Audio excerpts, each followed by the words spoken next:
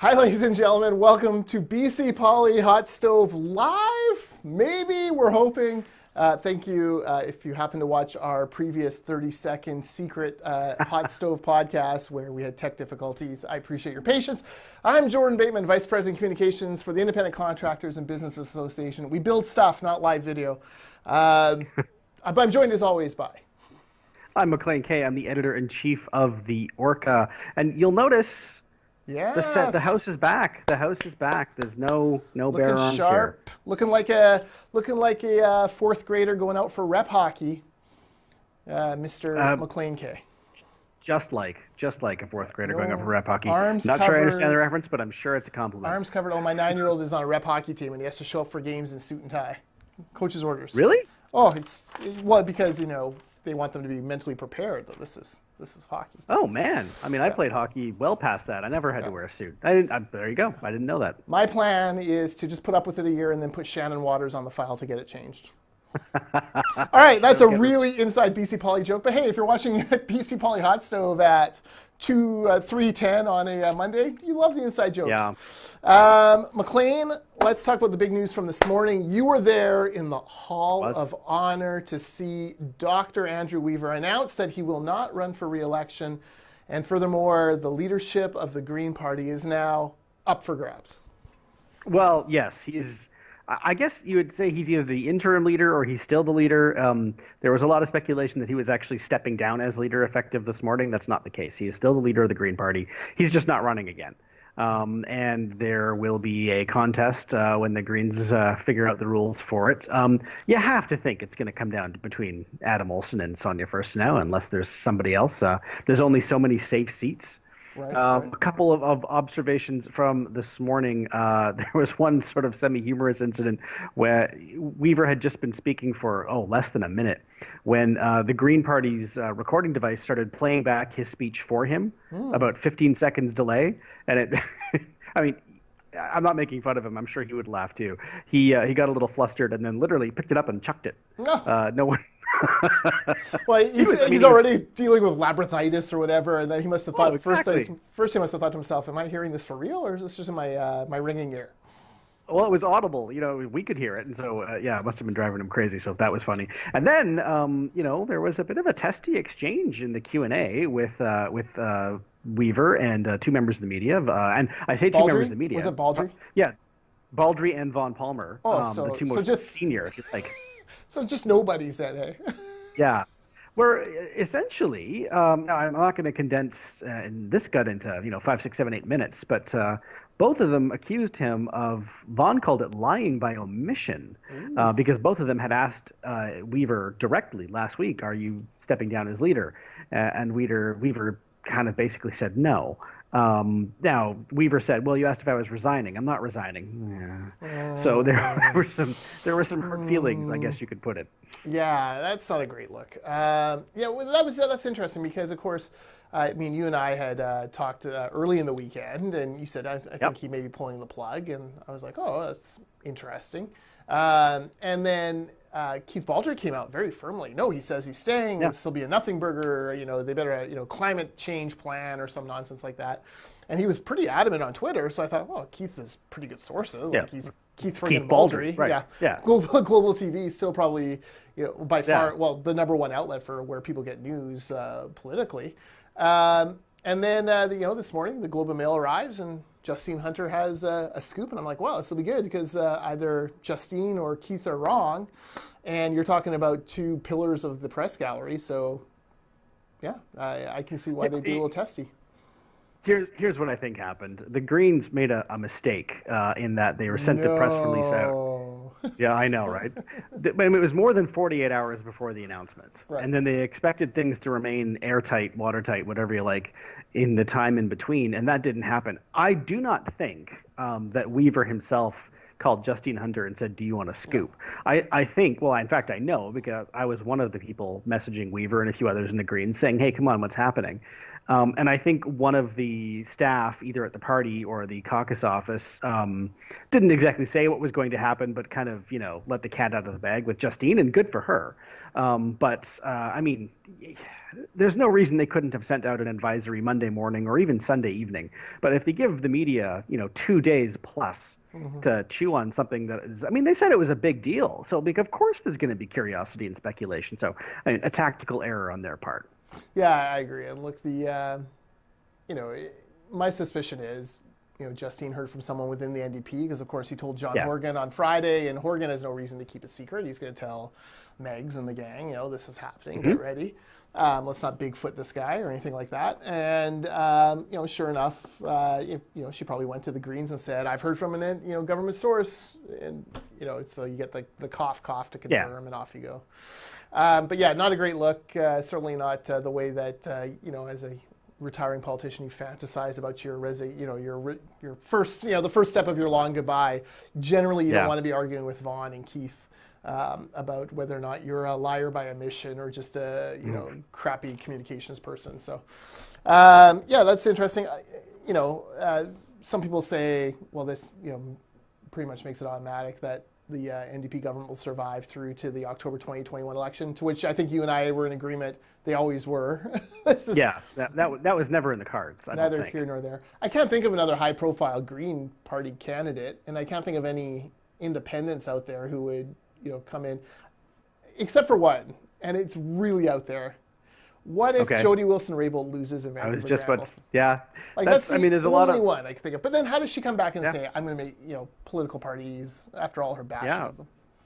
Well, I mean, you're exactly. Look, Weaver not running again has been an open secret for a little while, for a couple reasons. His leave at UVic expires in 2021, which is when the next election is. So he kind of had to pick one, and fair enough. But also, I mean, he's been very vocal on the issue of term limits. He thinks that we should be limiting MLAs to, I can't remember if it's 2 or 3 terms. If it is 2, then obviously he was probably going to only stick around. The other thing is, I think he knows the Greens are going to be in tough in the next election. Yeah. Junior parties of minority government coalitions always are. The Liberal Democrats in the UK are kind of the perfect example. If you like what the government has done, you'll vote for the government come the next election. If you don't like what the government has done, you'll vote for the party best likely to unseat them. In no situation is there a great case to be made for the Greens, unless you want to say, well, we pushed the government further than they wanted to on this issue and this issue, but it gets pretty esoteric. The Greens also don't have a lot of safe seats. I mean, I think Sonia Furstenau is going to have a real fight to keep her seat back. In what is usually an NDP riding. Weaver himself in a pretty tawny and well-to-do riding. A lot of people there who are not happy about the NDP government. Adam Olsen probably comparatively safe. We'll see. But you see, didn't Olsen win a riding that basically was like 35-30-25? That's not safe. I think... Or did it widen this time? I think it was more safe in the last election. That I think it was a better, it was reasonably close with him in the NDP seat, the candidate who was the MLA. Right. But we'll see. When I'm saying safe, I'm saying comparatively safe. Yes. Safe for a Green seat. That's a low bar. Jody Wilson-Raybould, I mean, you're getting into a lot of what ifs between now and then, but that would be an interesting, a very interesting candidate. Yeah. Yes, that would be interesting. We'll get down the road as we get as closer into a leadership race, or either Olsen or Furstenau bow out and the other one gets it by default. We'll talk more about Dr. Weaver's legacy. Certainly there is some, but nowhere near what I think most people expected in that in mid-May 2017 when he found himself unbelievably with the balance of power with a tiny 3-seat caucus. But first Green Party to have a caucus anywhere in Canada, and certainly, nothing to shake a stick at there. No, he is still the most successful and influential Green politician in, the country's history. How dare you, Elizabeth May, who I noticed finally got around in the afternoon to tweeting out a congratulatory message, even though everyone knows they, hate each other like cats and dogs. Well, I mean, she is busy, I guess, today preparing for the federal debate and all that. But you're right. That was it was a bit of a, really? Your team couldn't have just done that for you this morning at some time? Yeah. But here's the other thing is I did specifically ask him if he had any interest in running federally, and he was very emphatic. I will swear on a stack of Bibles that I will have no interest. And here's the thing. I'm going to be honest with you. I believe him. I don't think he wants anything to do with that kind of travel. No, for sure, and especially not if he has inner ear issues. And look, you know, the truth is he's going to walk out the door after 8 years with about a $50,000 a year pension from the legislature. That's on top of whatever, and you can bet it's pretty lucrative over at UVic. This is a man who, you know, in retirement will not have to be eating cat food or worrying about government subsidized housing. He's going to do just fine. He's going to do okay. I don't think we have to worry about him. Yes, and there'll be the inevitable book. Because I remember talking to him about Zussman and Shaw's book, and he promised me that he had held back important details of the story for my book. They got it wrong. And the best part was Zussman sitting right there eating his onion rings like, really? Huh? The onion rings paid for by the profits of that incredible book. Anyways, and Weaver's book will go on to sell dozens of copies. It'll be great. Okay. So, you know, Maclean, today was the first day the legislature is back, 5-week session, and I think up until Friday at about 4 o'clock p.m., we thought the questions from the Liberals would be ICBC, forestry, Massey Tunnel, and instead, Jinny Sims. Yeah, absolutely none of those other issues got brought up in question period today, not even during the Greens little interregnum that happens every question period. Yeah, Jinny Sims. Let's talk about the Greens just really quick before we go to Jinny Sims. Yeah. I thought Sonny First was actually just a little bit testy with Minister Fleming there. Just a little bit like, what was her line? I actually wrote it down. The negotiating with this government for the Teachers Federation feels a lot like negotiating with the last government. I mean, that's about as nasty a comment as you can give the NDPers. Well, and then Fleming bent over backwards to differentiate himself. But yeah, no, I mean, I think that we were just talking about junior partner syndrome. I think the Greens know they have to start differentiating themselves wherever they can. But they're going to be doing this while also trying to claim credit for a major piece of legislation that is apparently coming this fall. The Climate Accountability Act, which we haven't seen yet, so I can't tell you much about. But so they're in a weird position where they're going to be trying to take credit for some stuff the government does, but also trying to distance itself from others. Again, this is why I don't envy them giving a consistent message to come up with voting for them in 2021. Yeah, no, I agree. Okay, Jinny but you're Sims, right. She did ask. She's under police investigation. She had to resign. Special prosecutor appointed. And the Liberals went at this hard with questions from Mary Polak, Jazz Johal, Shirley Bond, Peter Millibar, Mike DeYoung, Andrew Wilkinson, and Jane Thornthwaite, a murderer's row of question period questioners.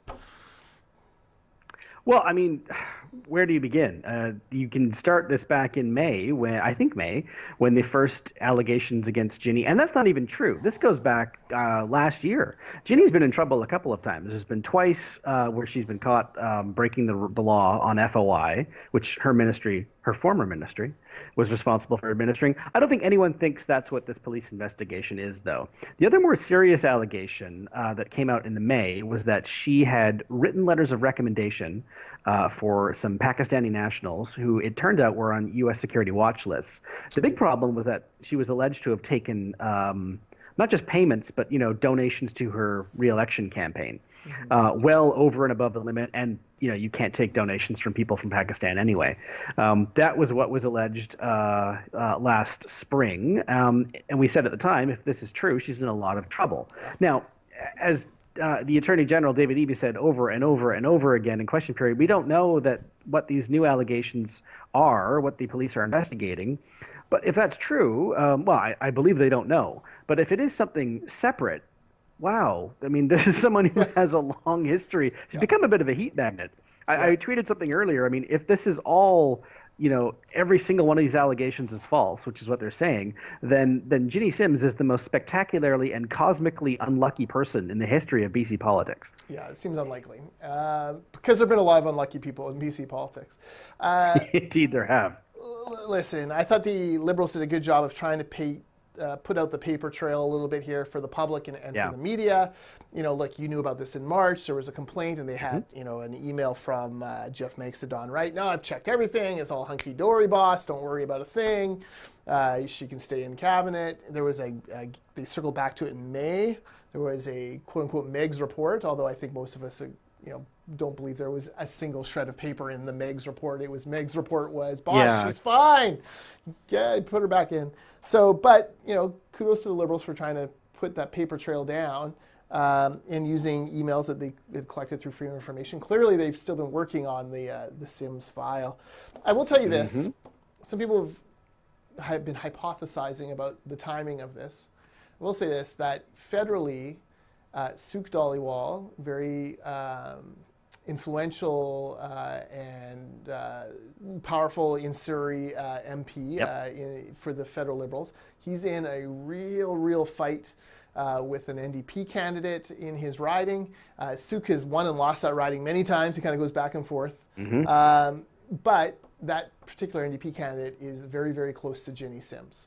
And there's some discussion of that, isn't this interesting that it comes out not only to help the BC Liberals win day one of question period, because it's never good for the government when you're talking about a minister resigning, but also, magically 2 weeks before the election, the federal election, it certainly helps the federal Liberal and Conservative candidate in that riding. So, because Jinny, of course, she's going to be watched like a hawk, and she can't just go out and be campaigning now to help her friend win that seat. So, some interesting stuff. I should preface this always with Surrey's crazy.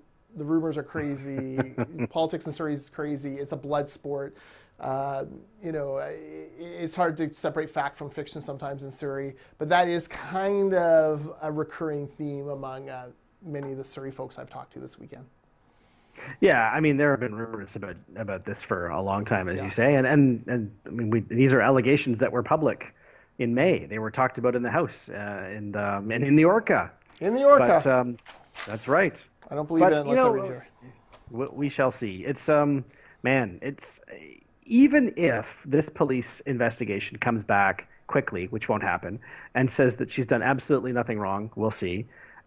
Do you see a path for her back into cabinet? At a certain point, if you're John Horgan, and even if this police investigation comes back, well, there's no evidence to suggest, et cetera, so forth, she's clearly a heat magnet. Maybe it's best she spends some time on the backbenches. Yeah, no, I think you're right. I just don't see what the path is for her to come back. And no, why would he give? It'd be like giving the opposition a loaded gun and saying, "Here, shoot me with this." He's just too smart to do that kind of thing. So, I think we have seen the last of Jinny Sims, cabinet minister. Indeed. Now we should mention there's two interesting angles the BC Liberals found in question period today, and I wanted to highlight them because they are interesting. One is, as you mentioned before, they were asking about the Jeff Meggs report, which, like you, I don't believe actually exists. Someone else put it, I can't take credit for this line, I don't think Jeff Meggs signs his Christmas cards, so there's no way he would have committed a report to writing. He's too smart for that. I agree with that. The other thing is they were asking if any measures were taken to seize now former Minister Sims' government-issued ministry phone, laptop. I don't know if she used anything like a touchpad or anything like that, but all that stuff. And the answers were kind of like, well, no, they clearly hadn't occurred to them. So yeah, it's whether that's just sort of an oversight or if, it just never occurred to David Eby to even be aware of that kind of thing, which maybe, or if it's one of those, oh, whoops, yes, we did leave her with that stuff over the weekend to wipe as she saw fit. So even if it's innocent, it's one of those things that you'd think they would have had their I's dotted and their T's crossed. Yeah, that's a good point. So for a government who's never had a cabinet minister leave, this is where not having a shuffle at some point probably hurts them, is they don't understand the protocol. Like, oh, you've got to take back their laptop, give them a different laptop, you have to give them a different phone and all of that. That is an interesting little wrinkle to this. I wonder when she resigned. So she informs the premier noonish? Yeah, so two-ish? Horgan received the call. Horgan was asked this morning. Okay. The Attorney General was notified sometime Friday afternoon. Horgan got the call, he said, at 2:30 p.m. Okay. And by 4:30, he had accepted Sims' resignation. So the Horgan part of it seems to have gone pretty quickly. Mm-hmm. Apparently, the RCMP requested a special prosecutor be appointed on Monday, September 30th, and they were appointed on Friday the 4th. I have no idea how long it takes for one of these things to get appointed. I'm not suggesting there's anything nefarious there. Right. Presumably there isn't a roster of special prosecutors waiting for the order to scramble, but I mean, these events have been playing out for a while, is what I'm saying. Well, even if there is a roster, you still got to check and see if the person actually has the time to be able to exactly. Yeah. Okay, that's kind of interesting. So there's a 2-hour window there. Well, not to mention like if there's no one in the bureaucracy to collect her equipment or key card and stuff like that. You know, who knows how long that lasts. So she probably says, "Oh, I'm coming to Victoria on Monday. I'll bring all the stuff then." Yeah, I mean, it is. I presumably she wasn't in Victoria when this all happened, right? So like, there's no necessarily any bureaucracy to turn your stuff into. So yeah, there are a number of sort of odd mitigating circumstances, but again, it doesn't look good when these questions are asked and the answer is kind of like, not sure. Yeah, and that really did knock him off of his standard go back to well, it's before the courts and you'll know when we know kind of thing. Another thing. Sorry, I keep doing this to you. I apologize, but there's so much to the story. Mike Smith, full credit to him, in the scrum with Sims, not the first one, but the one after QP, asked her a very good question. He said, who's your lawyer? And she said, well, I don't have one yet. This all just happened on Friday. And he said, well, in your earlier scrum, you said on the advice of my lawyer, et cetera, and so forth. So who's your lawyer? Who told you that? And, there was a sort of an awkward pause, and Sims said, well, there was a government lawyer who was giving me advice. So essentially, I don't know their name. But again, it's one of those... Why are taxpayers paying for you to have a government lawyer when it's... It was all a little odd and vague and unclear, and yes, I'm sure some of this is just you can't ever be experienced with getting punted out of cabinet, but still, there's a lot of threads to pull. I'm sure some of them are nothing, but the fact is they're there. That is interesting. Okay, well, there'll be more to come on this. I think the Liberals smell some blood in the water here and want to feast, and my suspicion is they go back to tomorrow. Even go back to it on Wednesday, but start to phase in ICBC questions here pretty quick because there's a whole province starting to get ICBC bills, and I've yet to hear anyone who seems particularly happy about it, not even David Eby himself. So this could be a busy session for Eby. Let's talk about ICBC. Smitty had another expose on another young woman who's being severely hit by what's going on here. This is a common occurrence. It seems like every media outlet fairly regularly. Slow news day, go find an ICBC, someone overpaying ICBC, and they do. The press gallery eventually will start renewing. Ian McIntyre from Sportsnet renewed his family's and could not believe the cost and railed about it on Twitter to his thousands and thousands of followers. So it's transcending the political realm into sports. This is a real bear trap that David Eby's walked his party into, hey? Yeah, and we've made this point before, but it's a bear trap that's going to keep springing on them because not everyone renews at once. It's not like everyone's rates went up on September 1st. They're going to go up when you renew. Me personally, I'm not till February, and because this happened on September, that means there's going to be 12 installments of this story as these rates hit more and more and more people. So these stories are going to keep coming, through the end of next summer. And the NDP are well past the point where they can, they still tried it today, did Oregon. Well, we inherited a mess, 16 years, et cetera, and so forth. They're in the back nine of their first term now. They're past the point where they can blame the previous government, where, people are listening. These rate changes are their doing, for better or worse, and for whatever reason. And, the average British Columbian, I don't think is going to be looking back at, previous BC Liberal ministers when their ICBC rates are going up now. Yeah, no, I agree. You're talking about... I do think there's been a real change over the summer in the way the media has covered this government. Before, it was always giving them like a free pass because compared to the old guys did this. That has changed. You see it on a number of different pieces and newscasts. This is anyone who'll tell you that David Eby is a future premier, the hot yoga is working for him, and that namaste, he understands the people. He's making many, many bad political calculations. He made it on Prop Rep, and this one is just terrible. So, it's going around. I live in a suburban neighborhood. big high school, lots of young drivers just starting out, and this is a big talk around the barbecues and around the hockey rink and wherever parents are gathered. As we hear from, so-and-so down the street, their thing went up to $4,500 a year because they have one young driver on there, and we're all looking at each other like, wait, I have a young driver, when's my turn? So this is bad. Yeah. Hypothetical question. Let's say remove yourself from the decision to restructure the rates the way they have been. But if you're in communications, do you not think that it would have been better for the NDP to say, you know what, there's going to be a year of suck, and brace yourself because it's coming, and we're sorry, and we're doing all these other things, et cetera, but it's coming. Instead, what they said was, oh no, this is fear mongering. In fact, quite a few people are going to see their rates going down. This is just not true that people are going to see an explosion in their rates. I think that messaging, which was out there, that story, that narrative, is damaging people now because I think some people feel lied to. Yeah. Oh, for sure. Look, I think, Maclean, I don't think the NDP understood this file at all, understood the impact that it was going to have, took ICBC at their word, but didn't factor in the fact that their rates were still going to go up 6.5% anyways. And look, happy people who feel like they're dodging a bullet, don't generally brag about it, right? If someone's complaining down the street and they're like, you think to yourself, oh boy, I got lucky. You don't say anything in case something is wrong, and you don't want to bring it up, right? So happy that anyone who's happy or even or just going up slightly is staying quiet, and the people with the egregious stories and the people with young drivers are telling those tales. So the media don't cover happy people. They just don't. No.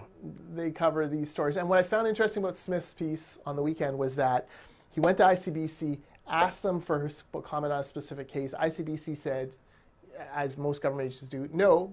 But then ICBC said, if you give her this piece of paper to sign, we will comment on it. She signs it, the family signs it, he gets a little bit more information, and it turns out the information that ICBC really wanted to pass along wasn't that, she was a bad driver or anything like that. No, her story checked out, except for one fact, she should have been paying even more, and next year she will. It's crazy. Yeah. Who's running this corporation? We've published a number of pieces on, I think there's a growing awareness that the system just isn't working here. And you've written really well on this, actually, saying that the problem is the politicians this is not an NDP problem. It's not a BC Liberal problem. It's this has been a problem under all three parties that have had government since, and that at a certain point on a dollars to dollars, apples to apples comparison, people are starting to notice that they're just paying more here. Mark Milkey had a fantastic piece on this. I encourage you to read it on the Orca. It's there's been a lot of sophistry and things like, well, if you look at quotes, when people are quoted in Alberta, who gives a shit? Yeah, exactly. It's what they pay. Yeah, exactly. You can find a quote for a hotel room that is astronomically higher than the one you're staying in. Do you care? No. Yeah. So, it's ridiculous. If you had a competitive market here, they would be cutting each other's throats trying to find a way in order to get you your insurance cheaper. They'd be bundling with house. They'd be bundling with everything else that you buy, life insurance, all of that, finding ways to get you there as cheaply as possible. And you would have websites pop up, kind of like the Travagos of insurance, where you could type your situation in and get 4 or 5 quotes from 4 or 5 different companies. And guess what? There'll be a company that bids low because they want your business. Yeah. So, and let ICBC compete with that. I'm sure they have. Absolutely. They have some structural advantages. Sell it to the union running them, I say. Let the tell you what, employees become owners. You buy ICBC, you have so much confidence in its model. You go for it. Well, sell to you at pennies on the dollar. It's an interesting idea, and I do think that the BC Liberals at least have come around on the idea that they need to make this a major part of their next election platform. No, I agree. All right, quickly, Massey Tunnel. The mayors did what bailed old Johnny out. Decided to go with an 8-lane tunnel. Maclean, let me rage for a moment as a South Fraser person.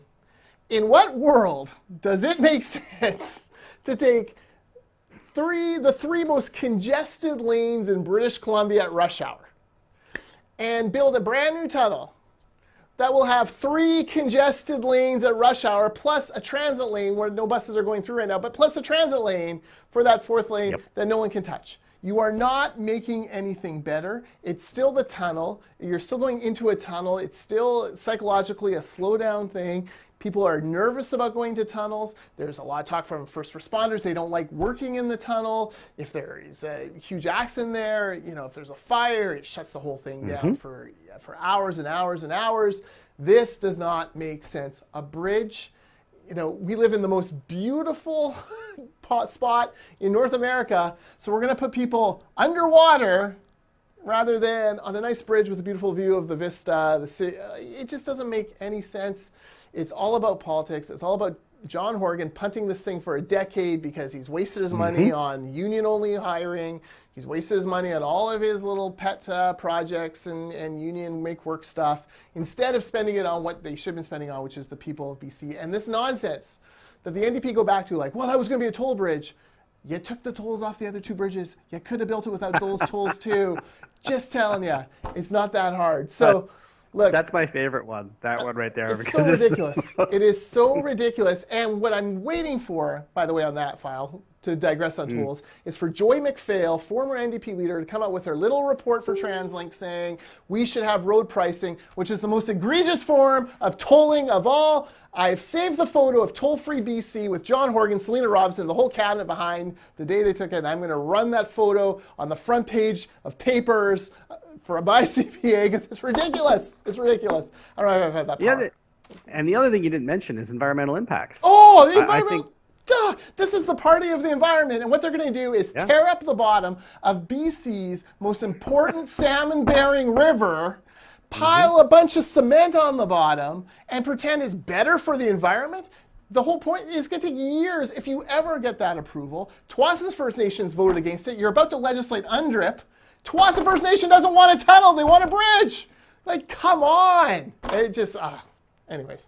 I don't think I can top that, so I'm not going to try. It is, but it will ridiculous. be interesting to hear what if you drugged George Heyman to make him speak only his actual unvarnished opinion. I'm sure he would agree that the bridge is better than a tunnel. It'd be interesting to hear what now suddenly unshackled Andrew Weaver has to say about the comparative environmental impacts of both projects. He's a teleporter. Captain Janeway will invent a teleporter.